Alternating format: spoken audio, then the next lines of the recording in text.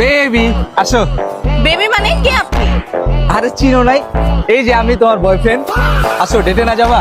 তুমি না সবসময় বাইক নিয়ে আসো, আজকে রিক্সা নিয়ে আসছো কেন? আর বাবু বাইকের কথা কইও না। বাইক চালাইছি, বাইকের টাকা দিয়া এই যে একটা রিক্সা কিনা লইছি। মানে কি? কি করবো কও, তেলের যে দাম 200 টাকা লিটার তেল, টাকার সাবজেক্ট তেলে বাদ দিলাম 2-3 ঘন্টা সিরিয়ালে খাড়ায় তারপরে তেল লইতে হয়, তাও কি 1 লিটারের বেশি দেয় না।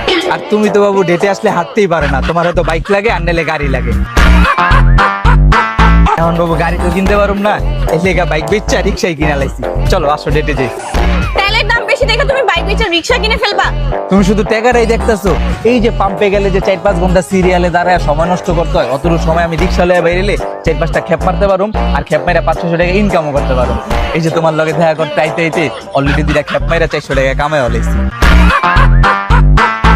আহো দুইজনে ভালো একটা রেস্টুরেন্টে যাই, খাই, আর যেতে যেতে মনে করো যদি প্যাসেঞ্জার দিয়ে একটা পাই লইলো মনে। আহো। আরে তোমার আইডিয়াটা তো অনেক জোস। তোর মতো রিক্সাওয়ালা বয়ফ্রেন্ড না, তোর মতো স্মার্ট বয়ফ্রেন্ড সবার দরকার। চলো আসো। আজকে তোমার নিয়ে রিক্সা পুরো সারা ঢাকা শহর ঘুরো। ভাড়া কিন্তু বাবু অর্ধেক দিতে হইব।